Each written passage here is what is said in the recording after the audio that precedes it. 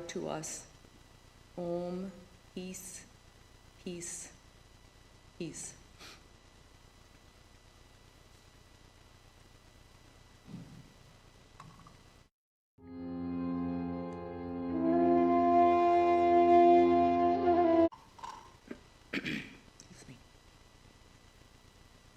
Our subject this morning is in the footsteps of the Enlightened. In the 4th chapter of the Bhagavad Gita, Sri Krishna mentions that an extraordinary manifestation of the divine is born in every age for the upliftment of humanity. Lord Buddha, Jesus Christ, Sri Ramakrishna, Sri Sarada Devi, the Holy Mother, they all fall in this category. And then there are also other extraordinary souls who through their own efforts and through God's grace become established in divine awareness. Such a person also lives exclusively in God. So for spiritual seekers, it's essential that we follow the instructions of these extraordinary masters of the spirit. You know, the Katha Upanishad tells us that the wise proclaim that the way is sharp as the edge of a razor and very difficult to cross, and that we should approach the great ones and learn from them to learn how to access the inner divinity. But sometimes a question arises: why should we follow someone else's instructions? Why can't we just do it on our own? After all, there are the great Vedic mantras, Tat Tvamasi, thou art that, Aham Brahmasmi, I am Brahman, and so on. We're intelligent and self-directed individuals. There are many instructions and techniques on the internet for meditation and self-improvement, just at our fingertips. But here's the snag. You know, it's laudable to be self-sufficient and independent, and our teachers encourage us to stand on our own feet. But when we are spiritually immature, we cannot progress along the path on our own, regardless if we are that or not. Our egocentricity percolates through our personality, and it shunts us into an endless maze of if, and, or buts. You know, we have heard from Christ that the way is straight and narrow, but the ego's way is never straight. So left to ourselves, there is every possibility of taking a wrong turn, walking in the opposite direction of where we should be going, or getting completely lost along the way. I think we would all agree that we're all searching. The eternal search goes on, and we feel there just has to be something better than what this world can give us. But in our present state, everything is mixed up. Our intentions, our resolves, our desires and our attachments, they're all in a bundle, and they're hard to untangle. We need a way out, but more urgently, we need help. To learn anything, whether it's science or music or art or engineering, IT, whatever, we need teachers. So what to speak of trying to study the subtle science of spirituality? It's even more important. You know, our time on this planet is short. We have no idea how long we're going to be here. So for a sincere seeker of truth, that person doesn't want to waste any time in taking avoidable detours. So I would like to suggest that if we're really earnest in moving forward in our spiritual life, that we should step into the footsteps of the enlightened. Swami Vivekananda said during a course of a lecture on Christ the Messenger that he gave right here in California, in Southern California, the vibration of light is everywhere. It's omnipresent. But we have to strike the light of a lamp before we can see the light. The omnipresent God of the universe cannot be seen until he is reflected by these giant lamps of the earth, the prophets, the man-gods, the incarnations, and the embodiments of God. You know, as Swamiji mentions, we may talk about principles, we can expound theories and philosophy, but every thought and action of ours indicates that we can only understand the principle when it comes to us through a person. We cannot really formulate or understand an idea about something that we have never experienced. Swamiji says talking is not actuality. And I think we could add that thinking is also not actuality. The existence of God cannot be conceived or experienced through discursive reasoning. These metaphysical truths and existential questions cannot be addressed through these means.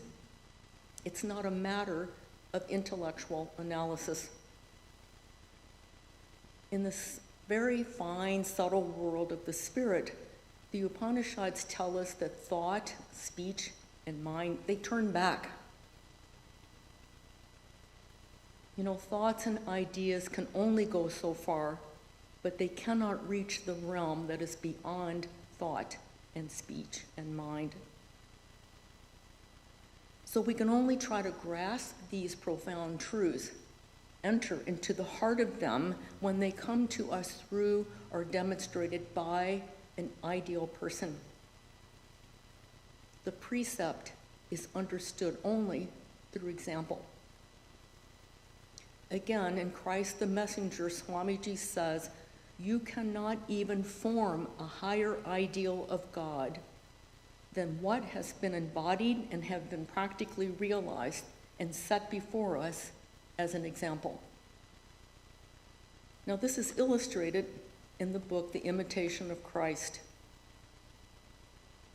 Christ's examples and teachings are a paradigm for us, which can be universally applied to any great spiritual master. Jesus has proclaimed, I am the light of the world, the truth, the life. I am the way, the door. Now, these could be the words of any great spiritual master.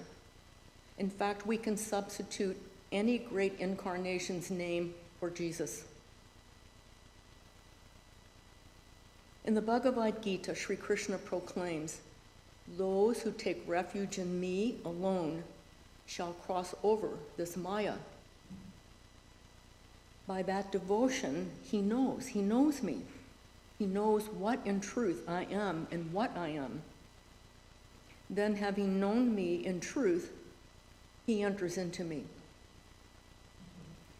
Now, when Krishna says me, he is identifying himself with unlimited cosmic consciousness, the absolute reality.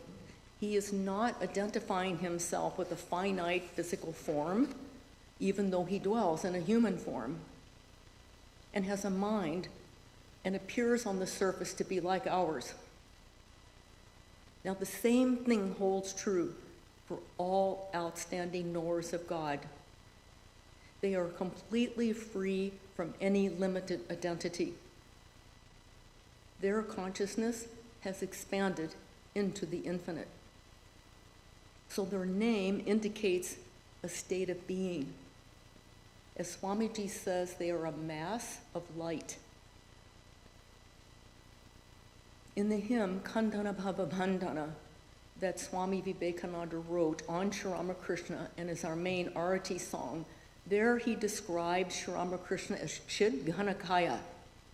And in Sanskrit, Chid, consciousness, Ghana, condensed or solidified, Kaya, body.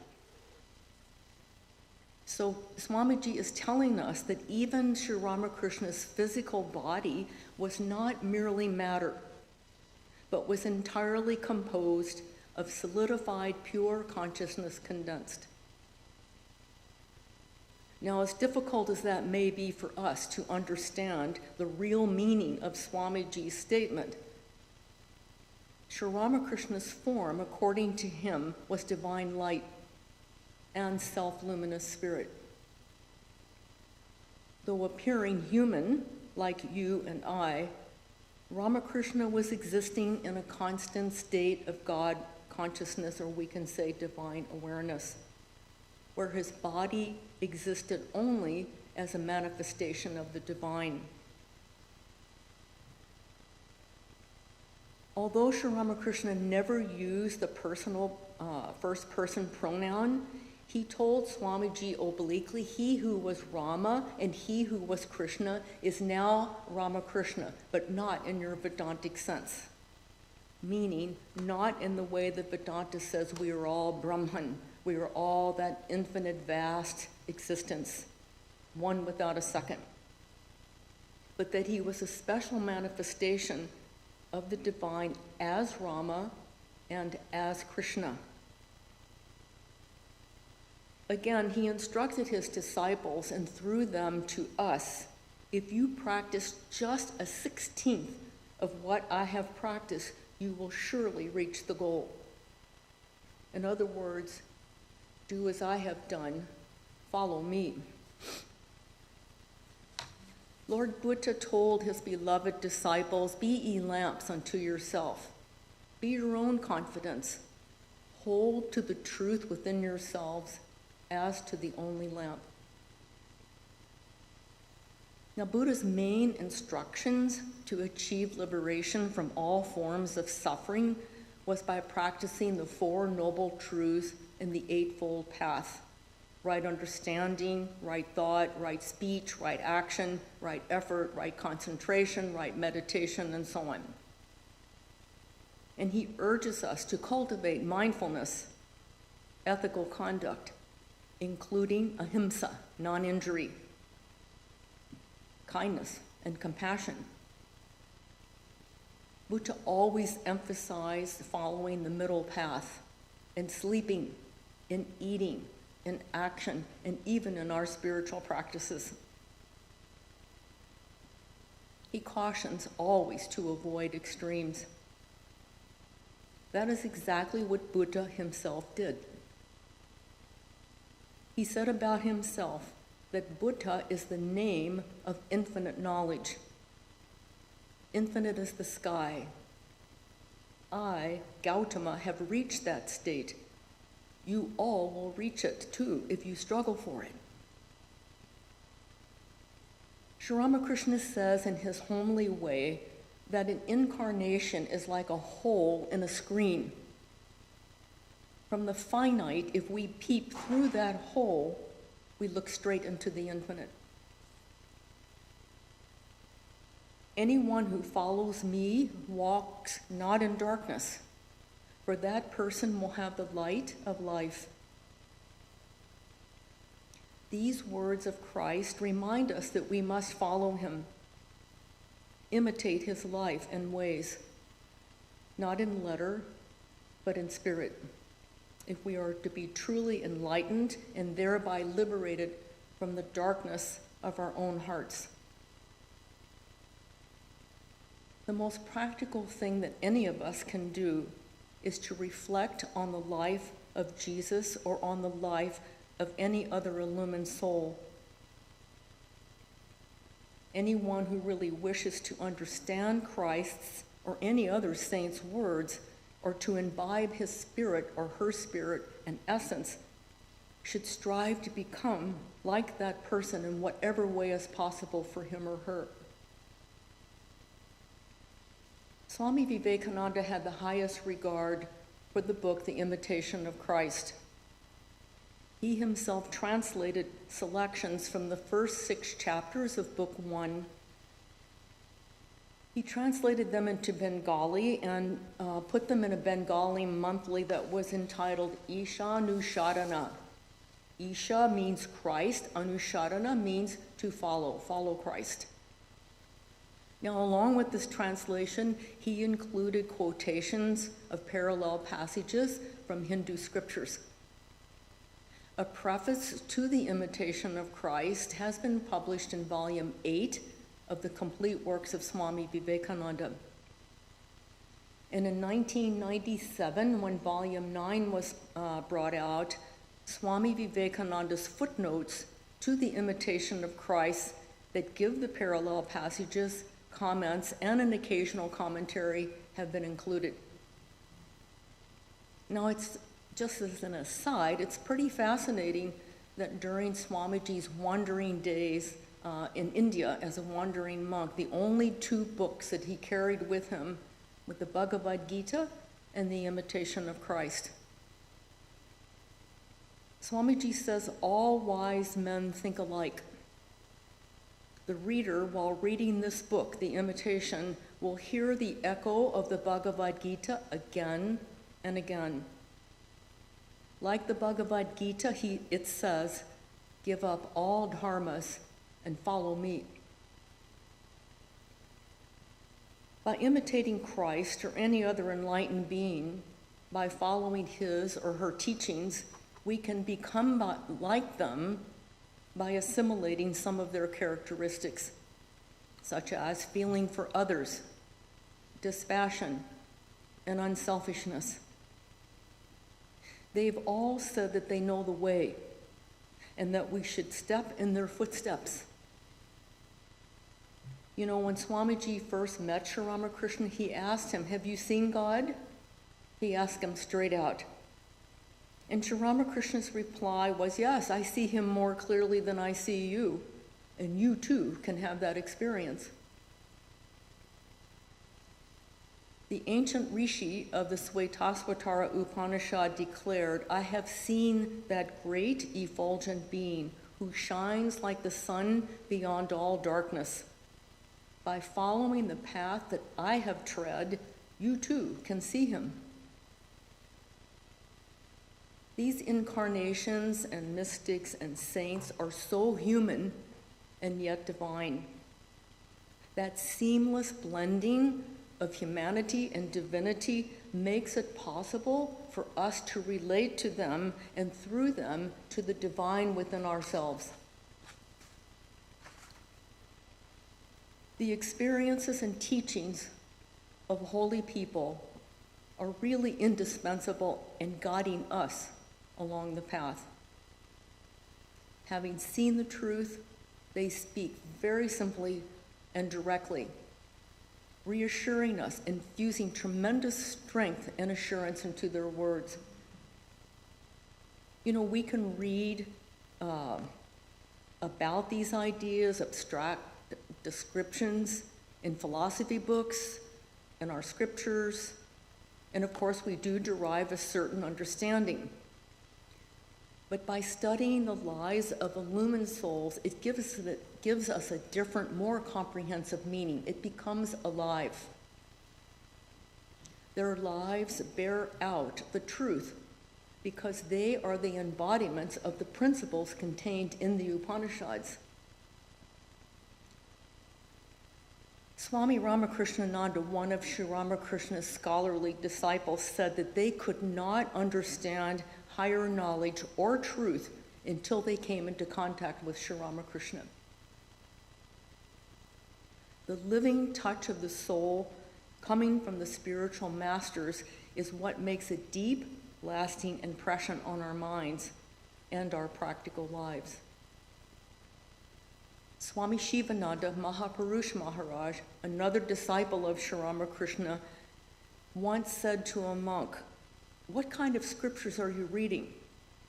Can you read our lives? Our lives are the Upanishads. You will find within our lives the essence of the scriptures." There is much to learn from the various personalities of the different teachers. They vary in the aspects that they emphasize and the nuances of spiritual life and experiences that are manifested in their lives. Now, this expands our exposure. It facilitates our ability to respond according to our moods and needs. Not everyone is attracted to the same teacher. But as Sri Ramakrishna reminds us, all jackals howl alike. You know, perhaps we have read about something, a particular incident that reflects a situation in our life, and we see how they resolve their problem. Or through some teachings, we're able to let go of small botherations, to distance ourselves from things or persons or circumstances, to see the bigger picture, which reflects and refocuses our attention on our ideal. For example, in the Gospel of Sri Ramakrishna, once a disciple came to him because he was having a personal problem with someone, and he didn't know what to do. So he asked Sri Ramakrishna his advice. And Sri Ramakrishna told him that he should earnestly try to reestablish a friendly relationship with this person, to try to reconcile their differences. But if that didn't work out, then not to give it another thought and to take refuge in God. There is no use, Sri Ramakrishna said, in giving up God and feeling depressed by thinking about others. Furthermore, positively, we feel uplifted by their practical instructions or the accounts that they give of their experiences, which help inspire and strengthen our own efforts. In some way or other, the enlightened souls provide us a transparent window, you can say, into the world of the spirit. Without the example of such people, we can't really understand the subtle, true meaning of the things spoken of in mystical religion, no matter how much we read, how philosophical we may be, or how eloquently we may speak or write. After all, the words are just the outer crust. It's what we are that matters. As Gerard Groot, the author of The Following of Christ, said, "I would much rather feel compunction than to be able to define it." From our ordinary unenlightened experience, we have no other way of relating to the spiritual dimension within us, or even to know of its existence, because that experience requires knowledge that's beyond our ordinary sense perception or cognition. It requires a different kind of knowing, intuitive, direct perception, timeless thinking, if you will.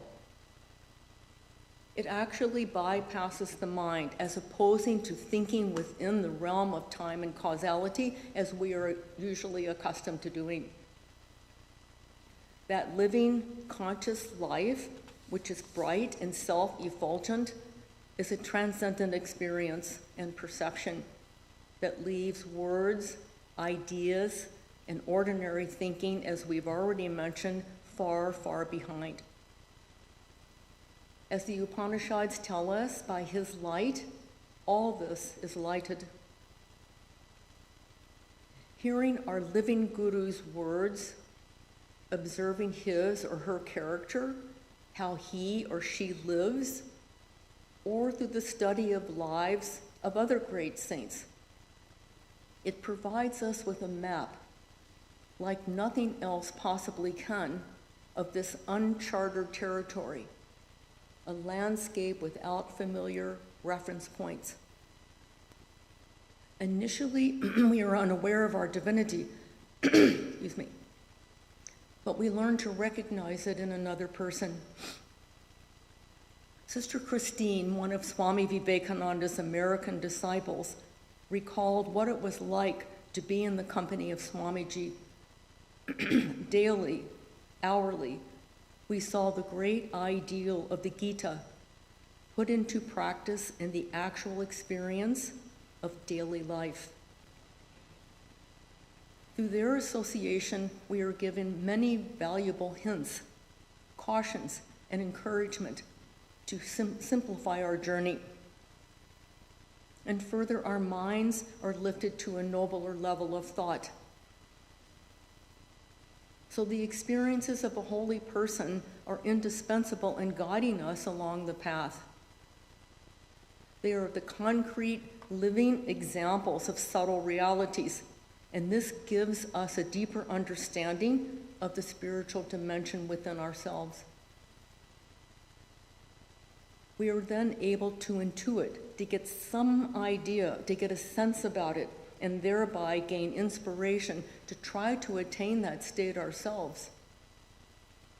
Again, Sister Christine said that Swamiji drew aside the curtain into the region beyond the life and death and planted in our hearts the desire for that glorious freedom. After all, it is our own true self. The kingdom of heaven is within us.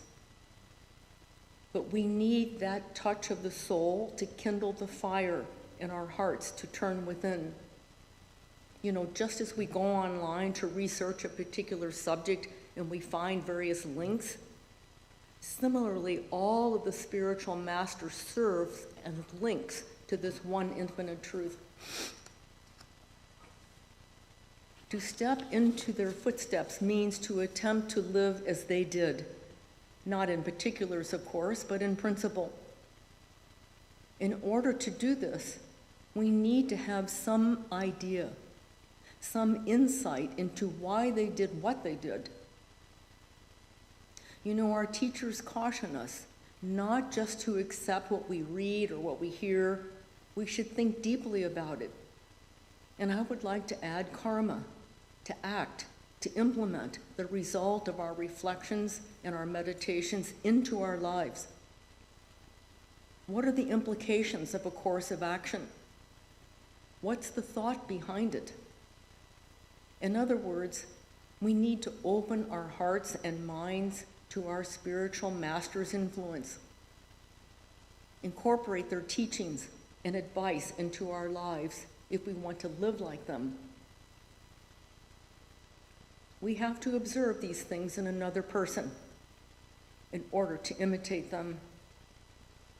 When we study the lives of these great ones, we get a sense of their inner life as it is reflected in their interactions with others and their responses to various circumstances. Swami Turiyananda said, "What is truth and accomplished fact for a person of realization is a practice for us." Finally, I would like to mention 3 things that I feel are necessary for us in our attempt to step into the Enlightened's footsteps. We need CPR, not literally, of course. We need it as a jump start to sustain our journey. CPR, commitment, practice, and right understanding. First is commitment. Commitment, patience, they're similar, but commitment comes from the Latin word which means to join, to connect, to entrust, to pledge. We have to commit ourselves to our spiritual life. We have to really mean it. When we truly commit ourselves to something, we're serious about it. We close the loopholes. You know, Sri Ramakrishna gave an apt example of farmers who want to irrigate their fields, but who fail to close the rat holes in the fields. So obviously the water, instead of going to the crops, it all drains out through these holes. The mind's scattered, restless nature makes it so easy to let fly innumerable excuses to slack off, to get distracted, or to get derailed. Commitment puts us into a lockdown mold. It closes the rat holes. I'm going to do this even if I fail 100 times. I'll try again. We wholeheartedly enter into an endeavor with no alternative of turning back. When we commit ourselves to follow our spiritual teachers, it presupposes conviction. We have to be convinced about what we are doing and why we are doing it before we can really commit ourselves to it. That following them is beneficial for us.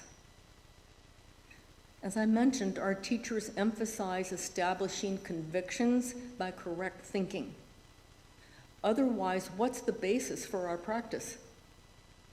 It can't be based merely on an intellectual information or some sentiment or emotion alone. It has to go deeper than that, or it won't take root. It simply won't last. They say when we have to refine our intellect so that on a deeper level we can develop a firm grasp of philosophical principles underlying our intellectual beliefs. This is all part of conviction. We should be convinced about the efficacy of the teachings we are following and their relevance in our daily lives. In a lecture entitled 4 Pillars of Wisdom, one of our late senior swamis listed these pillars as right conduct, character, intellectual understanding or conviction, and meditation. Of the third pillar of wisdom, conviction, he says that our understanding deepens when we study the lives of those who have attained to that blessed state called God realization, who have demonstrated these teachings in their lives. In other words, when our understanding deepens, our conviction grows. Then we feel, yes, this is the right thing. This is the best possible way that I can live my life. There is no alternative, no turning back to our old ways of thinking and living. Through conviction, our efforts are strengthened, which in turn reinforces our commitment. Otherwise, without conviction, as soon as an obstacle pops up, we're shaken. We're overcome with doubt and misgivings. We're ready to throw in the towel, to give up, just like Arjuna tried to do on the battlefield. Life is a battle. It takes courage. It takes courage for all of us to face the obstacles that inevitably come. Spiritual life is not just smooth sailing. When the obstacles come, we have to have the strength to push them aside and move forward, knowing full well that struggle and confronting obstacles along the way is part of our evolution. It's part of life. The second thing that is important in stepping in the footsteps of the enlightened is patience. You know, we are living during times of mind-warping speed, instant messaging, smartphones that are smarter than we are, super high-speed internet, and even AI. Faster, faster, faster. That seems to be the theme underlying our lives. No one knows where they are going in such a hurry. We are living in a perpetual state of fast forward.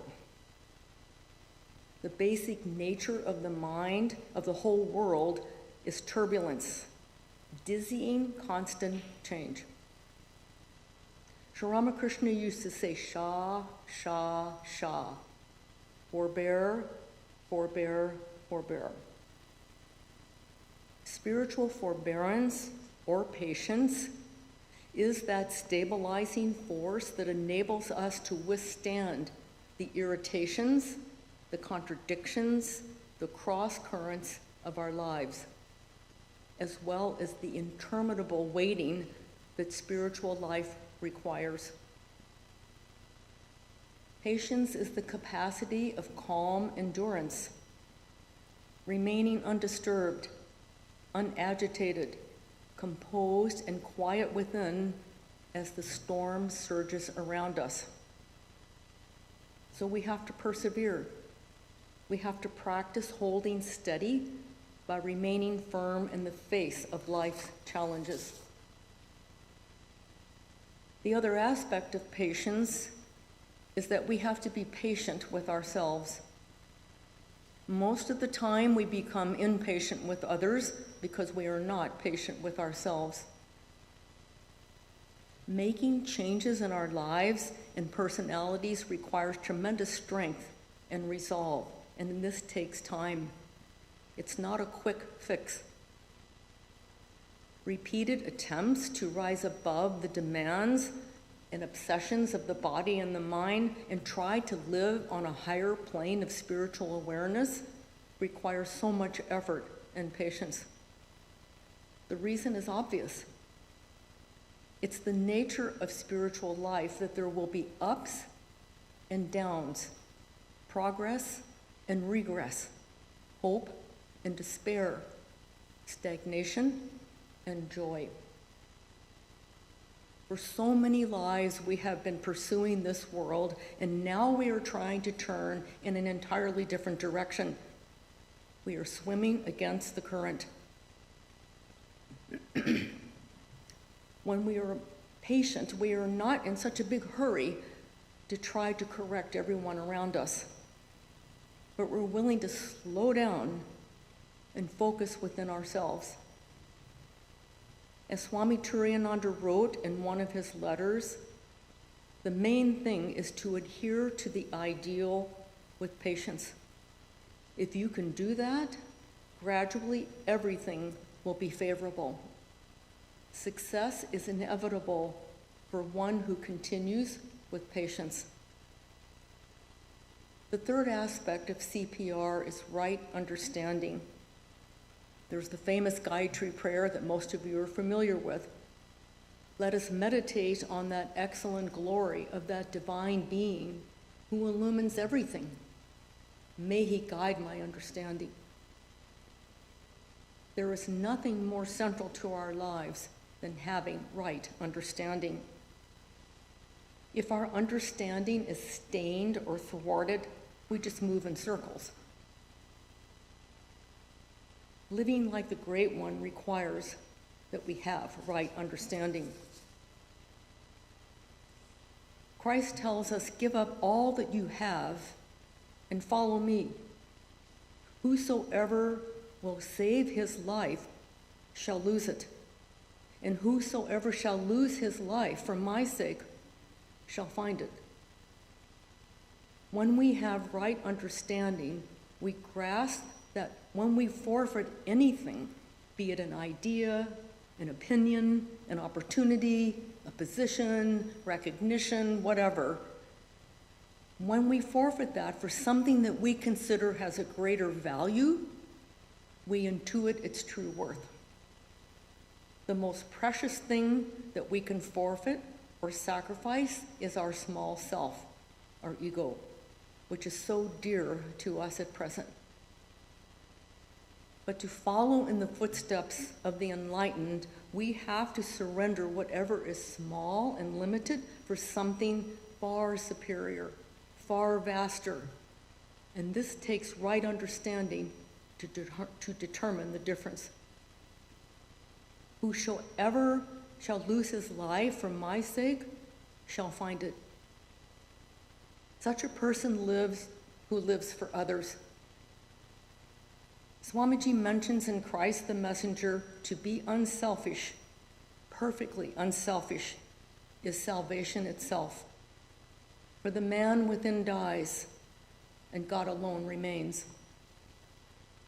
Right understanding leads us to the bottom line in following our spiritual masters.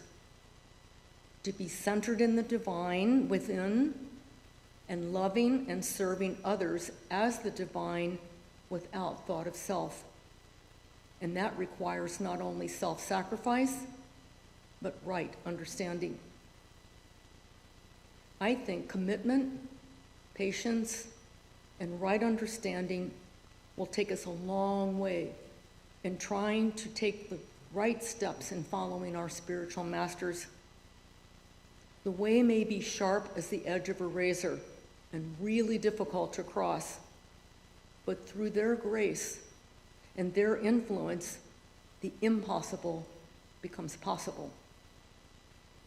Let us all join Swami Vivekananda in offering our salutations to all past prophets whose teachings and lives we have inherited, to all godlike men and women presently who are working to help humanity, and to all those coming in the future, living gods, to work unselfishly for others.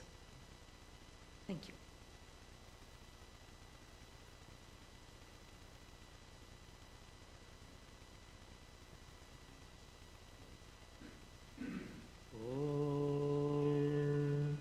स्वस्ति प्रजाभ्यः परिपालयन्तां न्यायेन मार्गेण महिं महिषाः गोब्राह्मणेभ्यः शुभमस्तु नित्यं लोकाः समस्ताः सुखिनो भवन्तु काले वर्षतु पर्जन्यः पृथिवी सस्यशालिनी देशोऽयं क्षोभरहितः ब्राह्मणाः सन्तु निर्भयाः ॐ सर्वे भवन्तु सुखिनः सर्वे सन्तु निरामयाः सर्वे भद्राणि पश्यन्तु मा कश्चित् दुःखभाग् भवेत् ॐ शन्नो मित्रः शं वरुणः शन्नो भवत्वर्यमा शन्न इन्द्रो बृहस्पतिः शन्नो विष्णुरुक्रमः नमो ब्रह्मणे नमस्ते वायो त्वमेव प्रत्यक्षं ब्रह्मासि त्वमेव प्रत्यक्षं ब्रह्म वदिष्यामि ऋतं वदिष्यामि सत्यं वदिष्यामि तन्मामवतु तद्वक्तारमवतु अवतु माम् अवतु वक्तारम् ॐ शान्ति शान्ति शान्तिः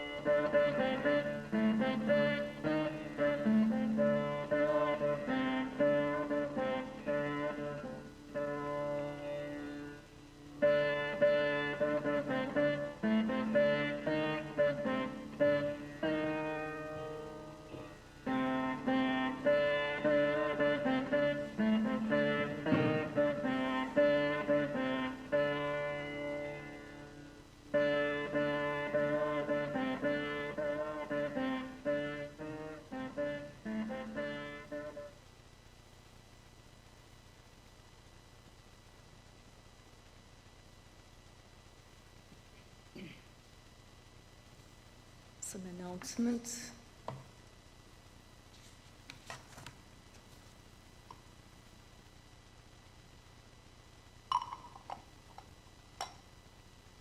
The subject for next Sunday is from religious pluralism excuse me, to spiritual unity.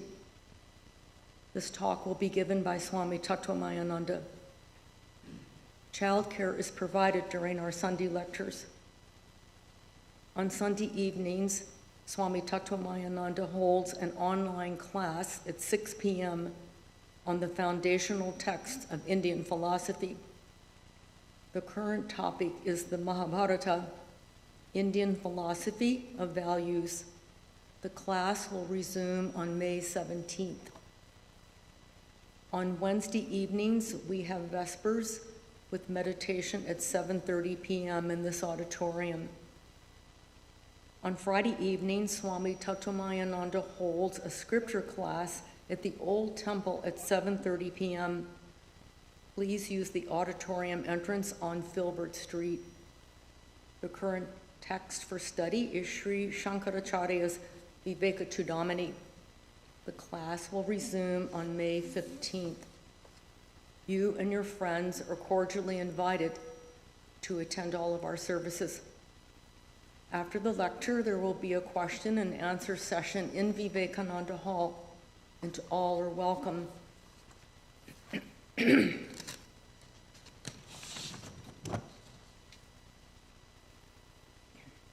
Om Jo Shantirantariksam Shanti Prithivi Shantirapa Shantihi O Shadaya Shantir Vanaspataya Shantir Vishwe Deva Shantir Brahma Shanti Sarva Shanti Shantireva Shantihi Same Shantiredhi Om Shanti Shanti Shantihi.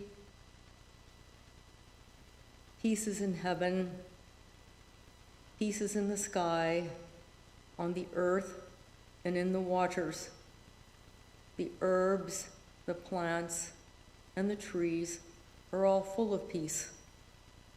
The gods are peaceful. Everything in the universe is pervaded by peace. May this eternal, universal peace enter our soul and being. Om, peace, peace. Peace be unto us all and to all beings everywhere.